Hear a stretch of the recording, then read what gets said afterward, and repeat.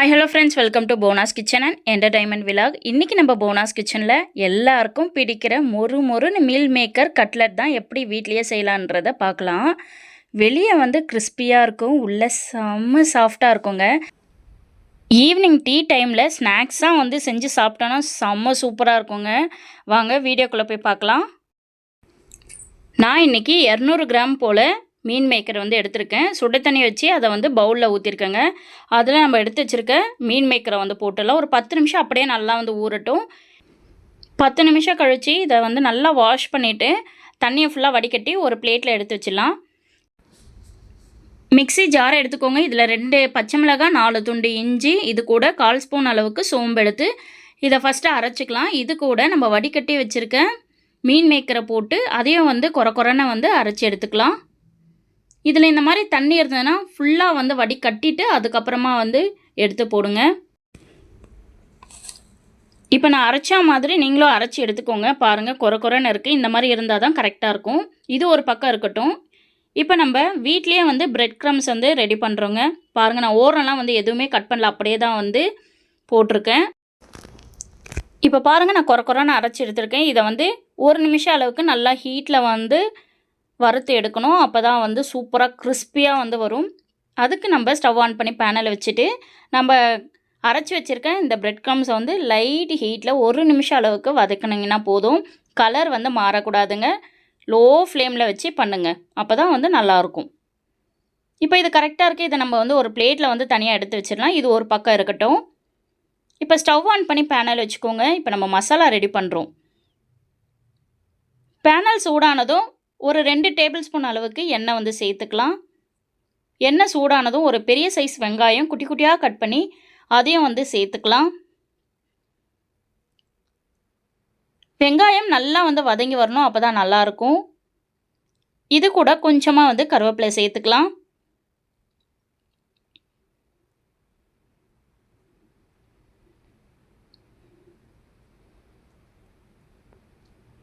கருவேப்பிலை சேர்க்கும் போது அந்த ஒரு ஃப்ளேவர் சாப்பிடும்போது நல்லாயிருக்கும். இப்போ வெங்காயம் நல்லா வதங்கி வந்திருக்கு. இது கூட நம்ம மசாலா சேர்க்கணுங்க.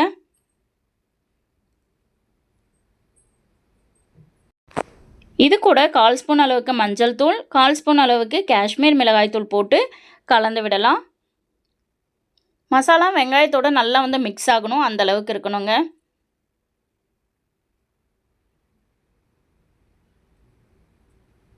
இது கூட நம்ம எடுத்து வச்சுருக்க மீன் மேக்கரை நம்ம அரைச்சி வச்சுருக்கோம் இல்லையா, அதை இது கூட சேர்த்துக்கலாம். ஸ்டவ் மீடியம் ஸ்லோவில் தான் இருக்கணும்.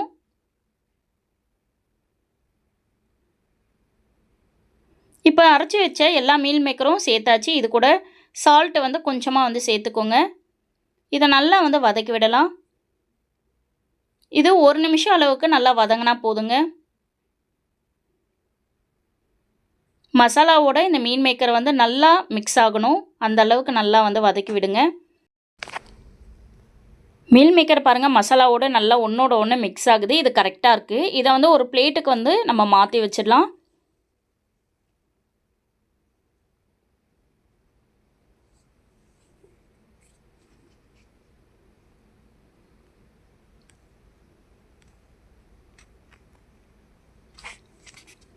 கொஞ்சம் சூடு கம்மியானதும் இது கூட அரிசி மாவு ஒரு சின்ன கரண்டி அளவுக்கு நான் சேர்த்துருக்கேன். இது அரிசி மாவு சேர்த்தோன்னா நல்லா கிறிஸ்பியாக இருக்கும். கட்லெட்டு சாப்பிட்றதுக்கு நல்லா சூப்பராக இருக்குங்க.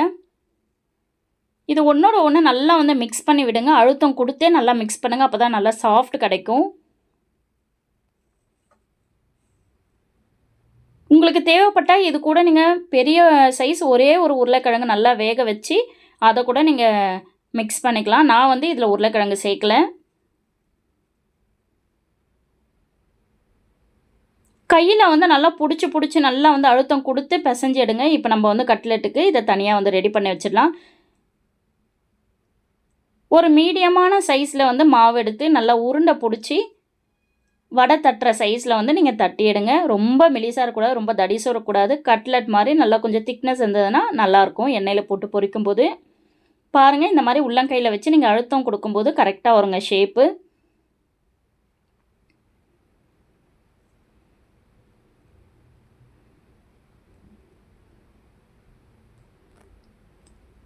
இதே போல் எல்லா கட்லெட்டும் நம்ம வந்து ரெடி பண்ணி வச்சுக்கலாம். எனக்கு வந்து 6லேருந்து 7 கட்லெட் வந்து கரெக்டாக வந்ததுங்க.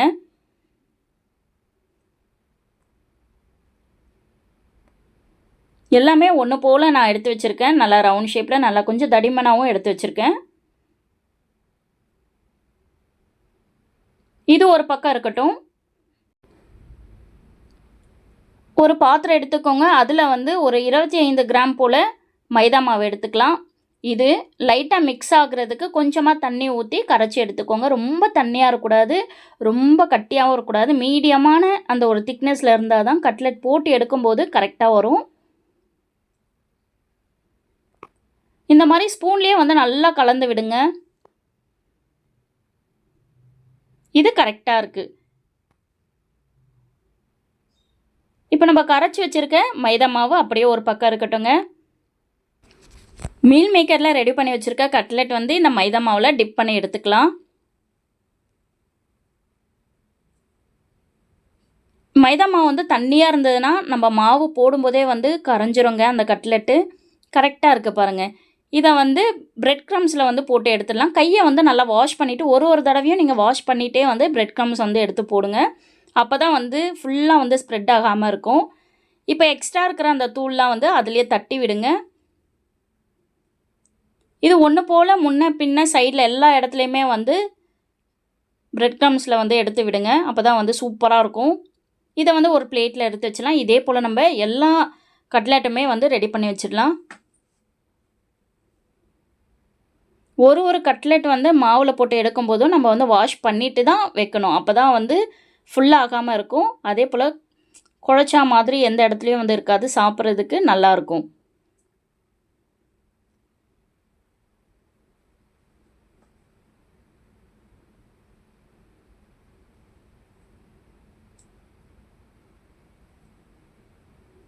இது அவ்வளோ டேஸ்ட்டாக இருக்குங்க. குழந்தைங்கலேருந்து பெரியவங்க வரைக்கும் விரும்பி சாப்பிடுவாங்க. அந்த மாதிரி டேஸ்ட்டாக இருக்கும். இதே போல் எல்லா மீல் மேக்கரும் வந்து ரெடி பண்ணி ஒரு பிளேட்டில் தனியாக எடுத்து வச்சுக்கலாம். இப்போ பாருங்கள் ஒரே ஈவனாக இருக்குது. இப்போ நம்ம ஸ்டவ் ஆன் பண்ணி பேனல் வச்சுக்கலாம். பேனல் சூடானதும் பொரிச்சு எடுக்கிற அளவுக்கு எண்ணெய் ஊற்றினா போதுங்க. இப்போ நம்ம எடுத்து வச்சுருக்க அந்த கட்லெட் வந்து எண்ணெயில் பொரிச்சு எடுத்துடலாம்.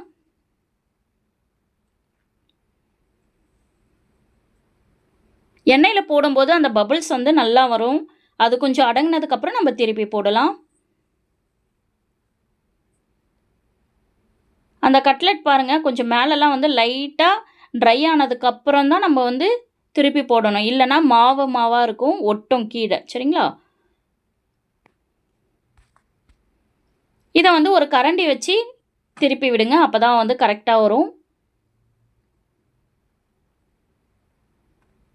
மேலே பாருங்கள் அப்படியே நல்லா கிறிஸ்பியாக வந்திருக்கு. அதே போல் உள் சைடும் வந்து நல்லா கிறிஸ்பியாக வர வரைக்கும் நம்ம வந்து பொரிச்சு எடுக்கணும்.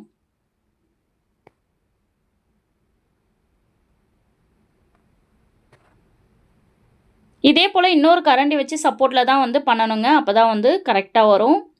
இது பாருங்கள் கொஞ்சம் கூட வந்து உதிரலை, மசாலா வந்து எதுவுமே வந்து எண்ணெயில் வந்து கீழே அடியில் வந்து படியல. அவ்வளோ பர்ஃபெக்டாக வந்து வந்திருக்கு. நான் சொல்கிற மெஷர்மெண்ட் அப்படியே வந்து ஃபாலோ பண்ணுங்கள். சூப்பராக இருக்கும் சாப்பிட்றதுக்கு. இது கரெக்டாக இருக்குது. இதை வந்து நம்ம ஒரு பிளேட்டில் வந்து எடுத்து வச்சிடலாம். கட்லெட் வந்து பொரிக்கும் போது எண்ணெய் வந்து மீடியம் ஹீட்டில் தான் இருக்கணும்.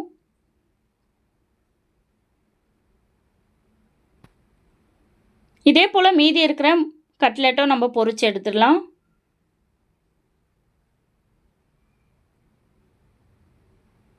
எண்ணெயில் போட்டவுடனே பாருங்கள் எவ்வளோ வந்து பபிள்ஸ் வருது. இது கீழே வந்து நல்லா வெந்ததுக்கப்புறம் நம்ம இந்த மாதிரி திருப்பி விடணும். ஈவினிங் டீ டைமில் வந்து இது சூப்பராக இருக்குங்க சாப்பிட்றதுக்கு. இல்லை குழந்தைங்களுக்கு நீங்கள் மார்னிங் கூட செஞ்சு ஸ்கூலுக்கு வந்து கொடுத்து விடலாம். நல்லாயிருக்கும் சாப்பிட்றதுக்கு.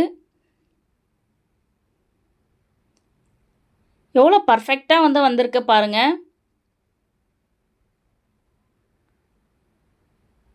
இப்போ நம்ம பொரிச்சு எடுத்த எல்லா கட்லெட்டும் ஒரு பிளேட்டில் வந்து தனியாக எடுத்து வச்சுக்கலாம்.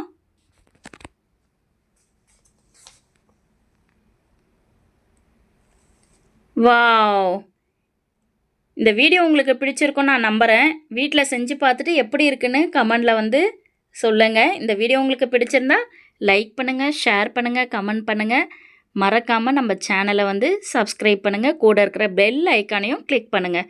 தேங்க்ஸ் ஃபார் வாட்சிங்.